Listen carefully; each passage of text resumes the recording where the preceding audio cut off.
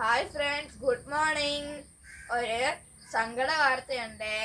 ഇന്നലെ ഇവിടെ നല്ല മഴ പെയ്തപ്പോൾ നമ്മുടെ കൃഷിത്തോട്ടത്തിലെ വാഴകളെല്ലാം ഒടിഞ്ഞു വീണു. ഒരു കൊലയുള്ള വാഴയും ഒടിഞ്ഞു വീണു. എന്ത് ചെയ്യാനല്ലേ ഫ്രണ്ട്സ്?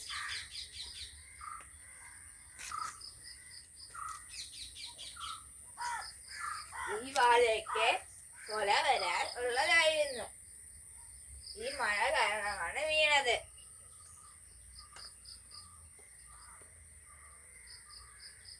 ആ വാഴ ഉണ്ടോ ഫ്രണ്ട്സ്? അതിനകത്തായിരുന്നു കൊലയുള്ളത്.